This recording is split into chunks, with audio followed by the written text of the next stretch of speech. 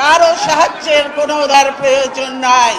প্রয়োজন ঐক্যের, প্রয়োজন শান্তির, প্রয়োজন কল্যাণের।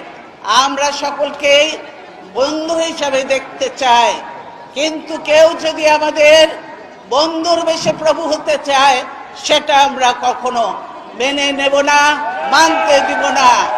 তাই ভাই আসুন আমরা সকলে আজকে শপথ করি যে আসুন, জাতীয় ঐক্যই হলো সবচেয়ে বড় শক্তি এবং এই শক্তিকে আমরা গড়ে তুলি। ইনশাআল্লাহ আমরা স্বাধীনতা যুদ্ধে আমরা বিজয়ী হয়েছি। সামনে আবারও যদি আমাদের দেশের জন্য, মানুষের অধিকারের জন্য সংগ্রাম করতে হয়, সেই সংগ্রামও আমরা করব ইনশাআল্লাহ এবং বিজয়ী আমরা হব। আপনাদের সকলকে ধন্যবাদ জানিয়ে দেশবাসীকে আমি আমার বক্তব্য শেষ করছি। আল্লাহ হাফেজ। বাংলাদেশ জিন্দাবাদ।